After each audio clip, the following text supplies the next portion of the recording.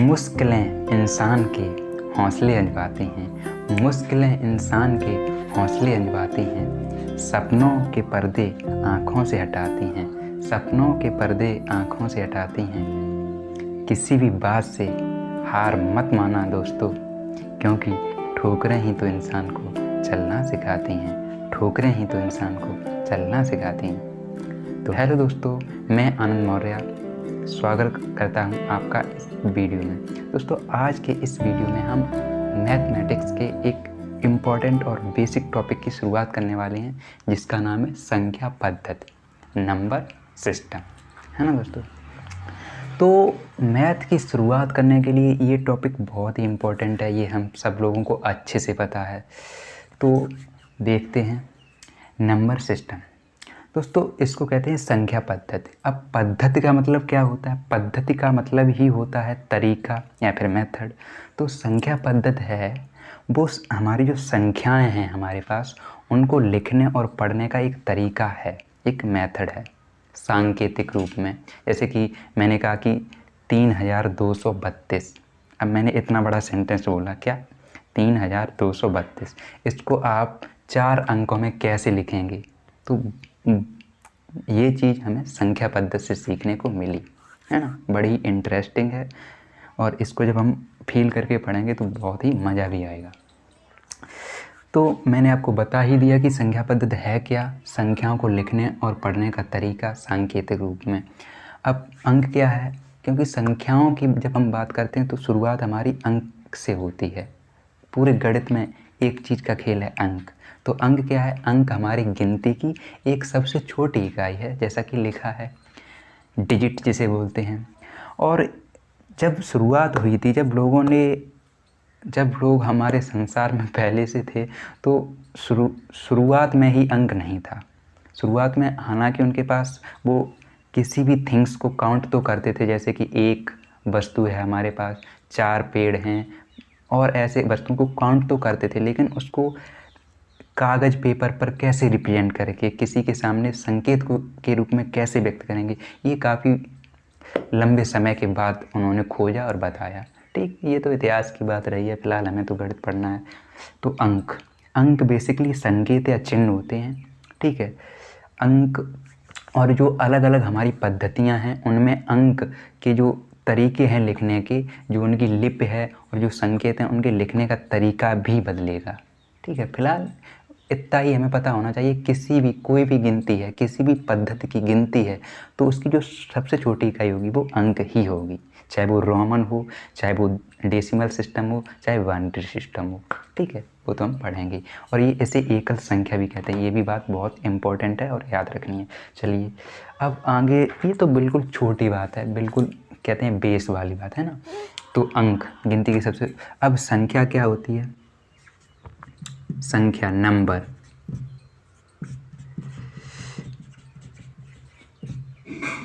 जो संख्या होती है वो अंकों से मिलकर बनती है। हमने बताया आपको, एकल अंकीय संख्या भी होती है, जैसे 2, 3, 4, ये संख्याएं भी हैं। कभी कभी हमारे टीचर्स पढ़ाते हैं कि ये अंक हैं, ये संख्या नहीं है, तो ये संख्याएं भी हैं, लेकिन उन्हें एकल अंकीय संख्याएं बोलते हैं, 1 डिजिट नंबर सिंपली। अब संख्या क्या है? तो हम कह सकते हैं कि 2 या 2 से अधिक अंकों से मिलकर जो बनती है उसे संख्या कहते हैं। सिंपल सी परिभाषा, इसको रटना थोड़ा ही है। तो एज संख्या भी पता चल गई, अंक भी पता चल गई। अब हमें ये जानना है, थोड़े स्लो है, ज़्यादा जल्दी है नहीं। तो जो हमारी पद्धतियाँ हैं, क्योंकि शुरुआत में लोग अलग अलग देश के थे, तो उन्हें संख्याओं को रिप्रेजेंट करने का जो तरीका मन में सूझा, वही उन्होंने अपनी पद्धति बना ली, वही उन्होंने अपना तरीका बना लिया। तो अलग अलग लोगों की ज़रूरत के हिसाब से हमारी पद्धतियाँ भी अलग अलग प्रकार की हैं।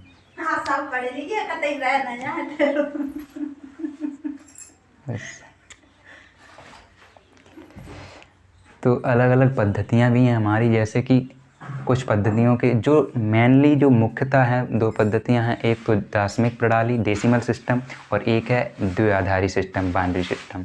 और भी हैं कई सारे, उनके नाम हम देख लेते हैं एक बार, और जो मुख्यतः है उनके बारे में तो हमें पढ़ना ही है पूरे टॉपिक में। चलिए इसको हटाते हैं, ये तो सिंपल सी चीज़ थी। इसका एक चीज़ और देख लीजिए, बिल्कुल शुरुआत से शुरू कर रहे हैं तो ये भी देख लीजिए। अंक जैसे कि अगर एग्जाम्पल हमारी बात करें तो हमारे डेसिमल सिस्टम में क्या अंक होते हैं? डेसिमल सिस्टम में हम जानते हैं 0, 1, 2 से लेके 9 तक, ये 10 डिजिट होते हैं हमारे डेसिमल सिस्टम में। और इन्हीं 10 डिजिट से हमारी सारी संख्याएं, चाहे कितनी भी छोटी संख्या हो, चाहे ऋणात्मक संख्या हो, चाहे फ्रैक्शन हो, चाहे धनात्मक संख्या हो, चाहे कितनी भी बड़ी संख्या हो, अगर वो बनेगी तो इन्हीं 10 डिजिट की सहायता से। ठीक है, तो सिंपल इसी से हमने इसकी परिभाषा भी बना ली। ये तो हो गई डिजिट की बात। अब हम बात करेंगे थोड़े और आगे की। संख्या तो मैंने समझ ही थी। अब देखो, इसको हटा देते हैं। अब हमारे जो पद्धतियां हैं, संख्या पद्धतियां, उनके हम एक बार नाम देख लेते हैं कितनी हैं। फिलहाल आपको जो किताबों में देखेंगे तो कई किताबें जो संख्या पद्धति हैं उनके 2 प्रकार बताती हैं, कोई 3 कोई 4। वैसे मैंने कई किताबों से इकट्ठा करके पढ़ा है तो मैंने 6 प्रकार की पढ़ी हैं। ठीक है, चलो देखते हैं, नाम उनके देख लेते हैं। उसके बाद जो मेन है उनको तो हम गहराई से ही पढ़ना पड़ेगा। दार्शनिक प्रणाली, दार्शनिक प्रणाली, ये दार्शनिक प्रणाली है। इसे हम डेसिमल सिस्टम बोलते हैं। सभी लोग इससे परिचित भी होंगे, डेसिमल सिस्टम। और जो डेसिमल सिस्टम, इसमें जानते हैं कि इसमें 10 डिजिट होते हैं और उन्हीं के आधार पर संख्याएं भी क्रिएट होती हैं, पता है हम लोगों को अच्छे से। और इसको 10 आधारी पद्धति भी कहते हैं, क्योंकि इसमें जो जितने डिजिट होंगे, देखो एक बात आपको पता होनी चाहिए, किसी भी पद्धति में जितने डिजिट होंगे मुख्यतः, क्योंकि हर पद्धति में डिजिट की संख्या डेफिनाइट होती है, ये बात भी आप याद रखना। अंक की संख्या पद्धति में निश्चित होती है, जबकि संख्याएं कितनी भी बनाई जा सकती हैं उनका यूज करके, लेकिन डिजिट की संख्या सर्टेन होती है। ठीक है, तो डेसिमल सिस्टम में हमारे 10 डिजिट होते हैं। ठीक है, वो डिजिट मैंने अभी आपको बताए भी थे, 0, 1, 2, 3, 4, 5, 6, 7, 8 और 9। ये जो 10 डिजिट हैं यही हमारी डेसिमल सिस्टम है, 10 आधारी पद्धति है। दूसरी पद्धति का हमारा नाम है बाइनरी सिस्टम, द्वि आधारी पद्धति, द्वि आधारी पद्धति। ठीक है, द्वि आधारी पद्धति, इसको क्या बोलते हैं? Binary system, binary system. ये हमारी द्वि आधारी पद्धति है, इसको हम बोलते हैं बाइनरी सिस्टम। इसमें जो आधार, जो डिजिट होते हैं बस 2 की काउंटिंग से ही चलते हैं। मैंने बताया कि किसी भी पद्धति का जैसा नाम है उसमें उसके नाम में ही छुपा है उसमें कितने डिजिट होंगे। ये भी आप, क्योंकि जब हमारा जो दिमाग होता है, जब हम कई चीज़ों को समझने लगते हैं अपने आप, जब हम बहुत गहराई से चीज़ों को एनालिसिस करते हैं, तो द्वि आधारी पद्धति में हमारे जो डिजिट होते हैं 0 और 1 होते हैं। ठीक है, 1 और 2, बस इन्हीं से सारी संख्याएं क्रिएट होती हैं और यही हमारा आधार है। उसके बाद ये जो 2 हैं ये बहुत ही इम्पॉर्टेंट हैं और इनका यूज भी है, इनसे क्वेश्चंस भी हमारे एग्ज़ाम में आते हैं, तो इनको हम विस्तार से पढ़ेंगे। फिलहाल ज़्यादा तेज नहीं और जो पद्धतियाँ बची हैं उनका नाम भी देख लेते हैं। एक तो है हमारी अष्टाधारी, अष्टाधारी।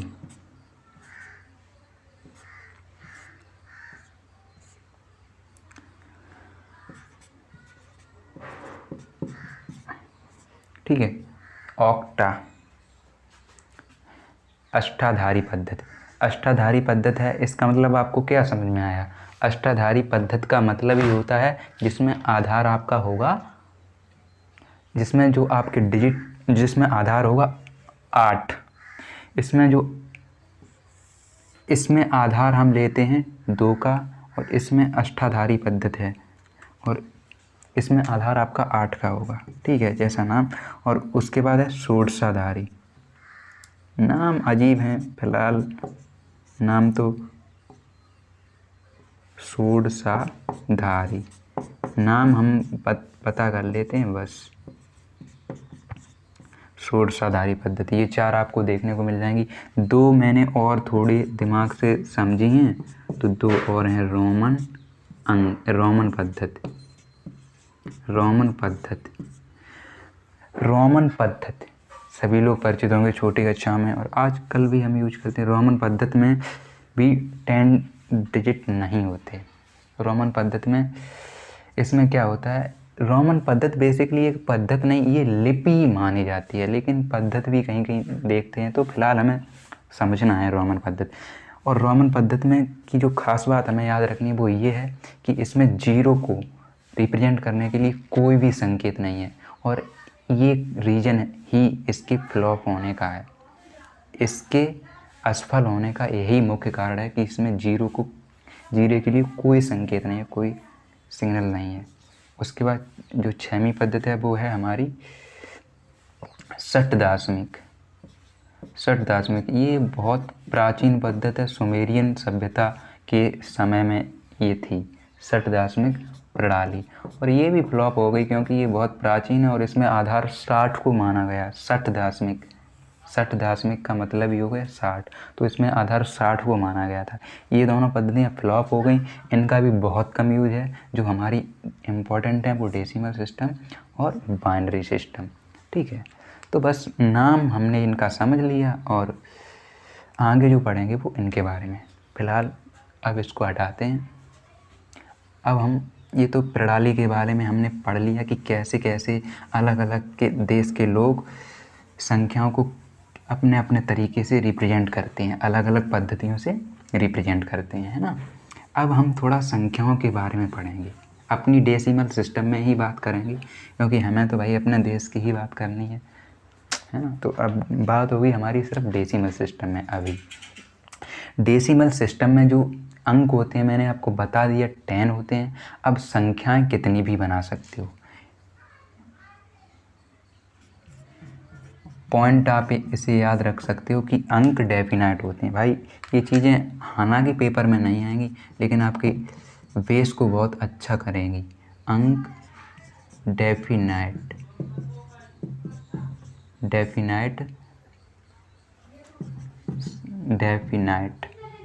लिमिट, इनकी संख्या सीमित होती है, ठीक है। अब जो संख्याएं हैं उनको हम कितना भी बना सकते हैं, कितनी भी बड़ी संख्या बना सकते हैं इन 10 डिजिट का प्रयोग करके, ठीक है, और कितनी भी छोटी बना सकते हैं, तो संख्याएं असीमित हो जाएंगी। अब ये तो हमने समझ लिया, लेकिन इनको कैटेगराइज कैसे करेंगे। जैसे कि विषम संख्या हमने पढ़ा है, सम संख्या क्या होती है, परमेय संख्या, अपरमेय संख्या, काल्पनिक संख्या, वास्तविक संख्या। तो इसके लिए मैं क्या करूँगा, आप स्क्रीन पर एक आपको पूरा संख्याओं का ग्राफ दे दूँगा, इससे आपका पूरा स्पष्ट होगा। फिलहाल मैं यहाँ बता भी रहा हूँ, ठीक है। चलिए देखते हैं संख्याओं के बारे में। संख्याओं के बारे में कुछ नहीं है, बस देखो संख्या, यहाँ हम कर लेते हैं संख्या। अब संख्या, आपको संख्या दिखा भी दूँ नहीं तो आप कहेंगे आप सर बेस से चल रहे हैं, लेकिन संख्या तो आपने दिखाई नहीं। जैसे कि ये हमारी संख्या है, इसको पढ़ने के तरीका भी हमने बहुत छोटी कक्षाओं में सीखा है, और आशा करता हूँ कि आप सभी लोगों को अच्छे से आता भी होगा। इकाई, दहाई, सैकड़ा, हज़ार, यानी कि 4234, इसको ऐसे पढ़ते हैं शब्दों में, ठीक है। तो 4234, इतनी बड़े सेंटेंस को हमने इतने छोटे शब्दों में लिख लिया। यही तो पद्धति है, यही तो सिस्टम का फ़ायदा है, समझ रहे हैं आप। यही तो सांकेतिक भाषा का फ़ायदा हमें मिला है। तो ये संख्या है। इसमें एक चीज़ और आप समझ लो, फेस वैल्यू। प्रत्येक डिजिट कोई भी संख्या हो तो उसमें हर डिजिट की फेस वैल्यू होती है और प्लेस वैल्यू होती है। फेस वैल्यू और प्लेस वैल्यू, फेस वैल्यू यानी जातीय मान या अंकीय मान हिंदी में कहते हैं, प्लेस वैल्यू यानी स्थानीय मान। छोटी कक्षा में पढ़ा है, फिलहाल देख लेते हैं। एज ए व्यू, जैसे कि 4 है। फेस वैल्यू क्या होती है, फेस मीन्स क्या होता है, चेहरा। भाई हम जैसे हैं वैसे ही तो दिखेंगे, कहीं भी जाएं तो वो तो सेम ही रहना है। तो ये 4 जैसे दिख रहे हैं, इसकी फेस वैल्यू भी 4 होगी, इसकी फेस वैल्यू भी 4 होगी। फेस वैल्यू का मतलब होता है जैसा देखे वैसा ही, सिंपल सा।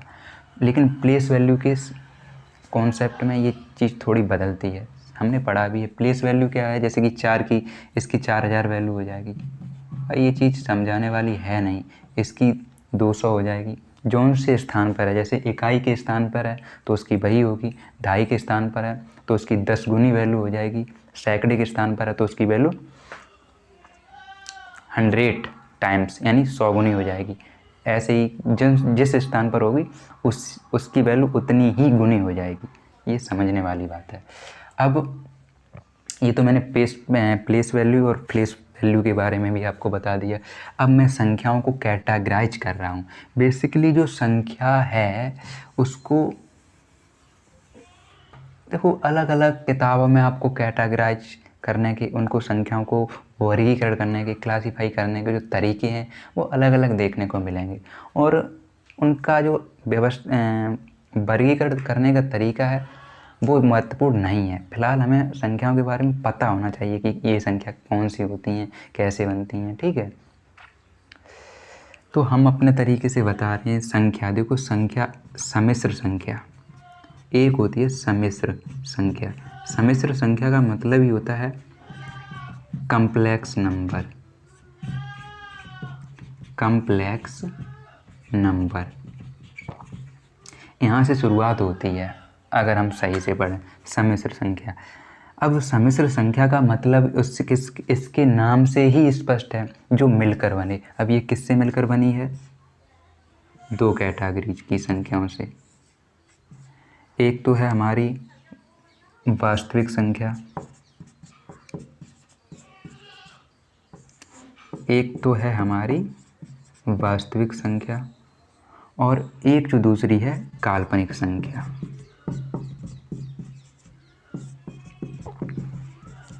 दूसरी है काल्पनिक संख्या, real number and imaginary number. अब सम्मिश्र संख्या का जो मैं जनरल टाइप है वो भी आपको दिखा दे, जैसे कि a+iv, ये इसका जनरल रूप होता है। और यहाँ जो i है, मैं आपको एक एक बात बताने स्पष्ट करने की कोशिश कर रहा हूँ। जो i हमारा आपको दिख रहा है इसे आयोटा बोलते हैं, ठीक है, आयोटा। और इसकी वैल्यू होती है दोस्तों √-1, ठीक है। ये इसमें आपने पढ़ा भी होगा थोड़ा बहुत इसके बारे में। जो इसका जो प्लस का सिग्न इसके आगे वाला जो पार्ट होता है उसको रियल पार्ट कहते हैं, और जो आई के साथ इन्वॉल्व पार्ट होता है उसको इमेजिनरी पार्ट कहते हैं। दोनों के सम्मिश्रण से ये सम्मिश्र संख्या बनती है, ठीक है। तो इसमें जो ए पार्ट है वो हमारा, जैसे कि एक संख्या भी लिखे दे रहा हूँ, 1+2 आयोटा, 1+2 आयोटा, ये हमारी सम्मिश्र संख्या है। इसमें जो 1 आपको दिख रहा है वो हमारा वास्तविक संख्या है, और जो आई के साथ 2 दिख रहा है ये इमेजिनरी पार्ट में जाएगा, √-2 बन जाएगा, ठीक है। ये चीज़ होती है।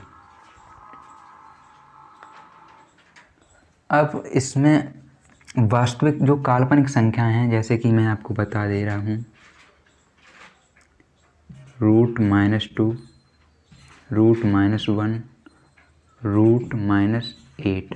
अब यहाँ आपको दिखाई स्पष्ट भी हो गया होगा कि रूट के अंदर, जिनके अंदर ऋणात्मक चिह्न हो, उनको काल्पनिक संख्या बोलते हैं। और इनकी अगर आपको एक अच्छी सी डेफिनेशन और एक जेन्यून डेफिनेशन पता करनी हो तो वो भी मैं आपको बता दे रहा हूँ। काल्पनिक संख्याएं वे संख्याएं होती हैं जिनका अगर हम वर्ग भी करें तब भी हमें वैल्यू ऋणात्मक ही प्राप्त हो, ठीक है। तो सिंपल सा, जैसे कि √-8 का हम स्क्वायर कर दें तो हमें क्या प्राप्त होगा? -8। किसी का भी हम अगर स्क्वायर कर रहे हैं, वर्ग कर रहे हैं, तो हमें ऋणात्मक संख्या प्राप्त हो। सिंपल सा कॉन्सेप्ट है, वही हमारी काल्पनिक संख्याएं होती हैं। और वहीं अगर हम वास्तविक संख्याओं की बात करें तो वास्तविक संख्याएं वे संख्याएं होती हैं जिनका हम वर्ग करें तो हमें हमेशा पॉजिटिव नंबर मिलेगा। ये एक इसकी जेन्युइन डेफिनेशन है। इसका वर्ग करेंगे तो हमेशा हमें पॉजिटिव नंबर प्राप्त होगा, इसका वर्ग करेंगे तो हमेशा हमें नेगेटिव नंबर प्राप्त होगा। अब वास्तविक संख्या तक मैंने बता दी। अब जो वास्तविक संख्या है वो दो संख्या में कैटेगराइज होगी, दो प्रकार की संख्याओं में। परमेय संख्याएं, पहले अपरमेय संख्याएं,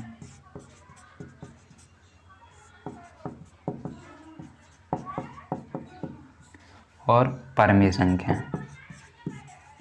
दो संख्याओं में कैटेगराइज होगी ये आगे।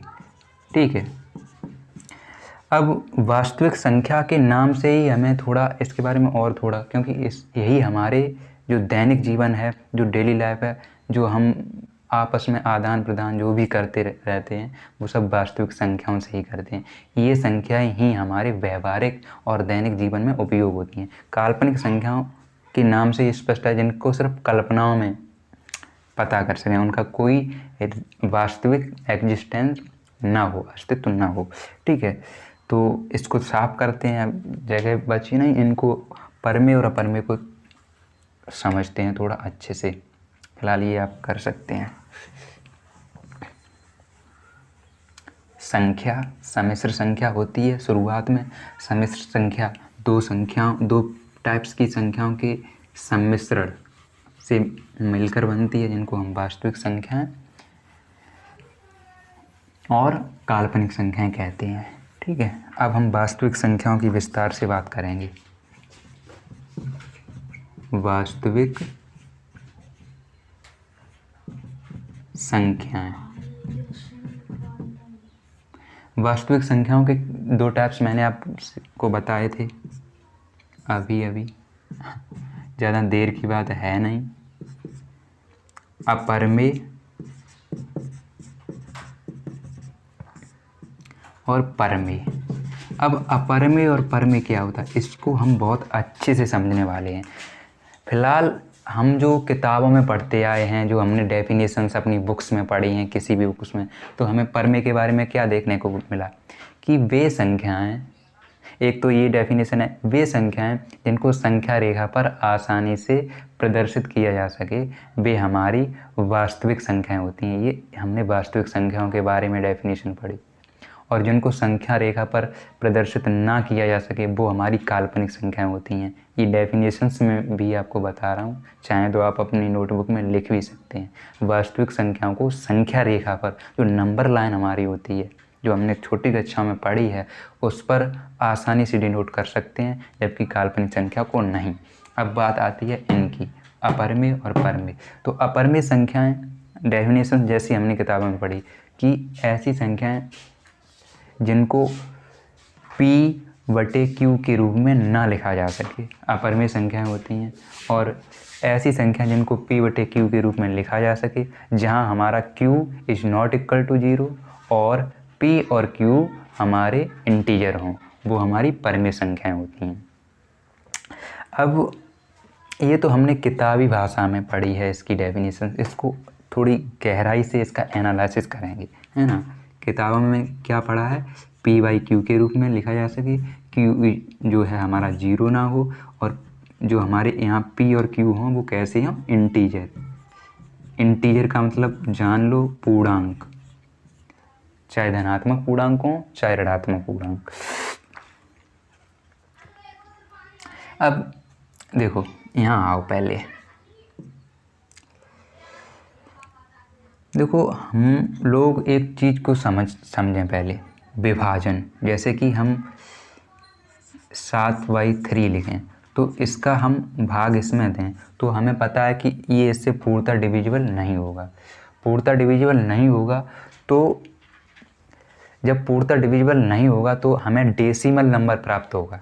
कैसे, 2 1 बचेगा, 10 हो जाएगा, 3 बार जाएगा, फिर 1 बचेगा, फिर 3 बार जाएगा, ऐसे ही होता रहेगा। तो इसके जो विभाजन से हमें ये संख्या प्राप्त होगी। ऐसे ही जैसे और हम एक बात कर लें, 2/5, इसको जब हम भाग देंगे तो हमें 0.4 मिलेगा और ये यहाँ अंत हो जाएगा इसका। यहाँ रिपीटिंग चल रही है, यहाँ इसका अंत हो गया। अब एक और मैं बात आपके सामने कर रहा हूँ, जैसे कि हम बात करें, आपने पाई की वैल्यू देखी होगी, पाई की वैल्यू 3, 1, 4, 2, इसके बारे में आप लोगों ने पढ़ा होगा कि पाई की वैल्यू का कोई आज तक डेफिनेट वैल्यू नहीं निकाल पाया कि उसको कितने अंक तक ले जाना है। तो हम यहाँ 3 तरह की चीज़ें देख रहे हैं। एक तो डेसिमल के बाद किसी एक संख्या का, मतलब किसी एक डिजिट का या फिर एक से अधिक डिजिट का रिपीटिंग हो रहा है, चीज़ों को समझो। मैंने आपके सामने 3 पॉइंट रखे हैं, क्योंकि परमेय और अपरमेय को समझने, अगर आपको अच्छे से समझना है तो इन 3 बिंदुओं को आपको अच्छे से समझना पड़ेगा ही। तो जो विभाजन, मैं आपको विभाजन की बात कर रहा हूँ, तो विभाजन से हमें जो रिजल्ट मिलता है वो 3 टाइप्स का होता है बेसिकली। एक तो हमें शांत, भाई कट गया, नो टेंशन, खेल ख़त्म, है ना, तो इसे शांत कहते हैं। अब बात करें इसकी, तो इसमें डेसिमल के बाद, कटने के बाद एक ही डिजिट या एक से अधिक भी कहीं हमें अभी आगे हमें देखने को मिलेंगे, बस इसमें रिपीटिंग देखने को ज़रूर मिलेगी। एक तो ये टाइप्स होगा, और एक टाइप्स जो हमें मिल रहा है, यहाँ मैंने पाई का उदाहरण लिया, यहाँ आप और एग्जाम्पल ले सकते हैं जैसे कि √2 या √3, इनकी जो वैल्यू होती है 1 4 1 4 ऐसे ऐसे चलती है, 1 7 2 3, तो इनकी जो वैल्यू होती है उसका कोई लिमिटेशन नहीं होता है, उसकी कोई निश्चित सीमा नहीं होती कि हाँ इसकी वैल्यू यहाँ तक है, इससे आगे और कुछ नहीं कर सकते। तो ऐसा इनके संबंध में नहीं है। इनकी जो डेसिमल के बाद डिजिट है वो हमेशा बदलते ही रहते हैं। तो जो 3 चीज़ें हमें देखने को मिली हैं, इनसे ही परमेय और अपरमेय को हम क्लियर करेंगे।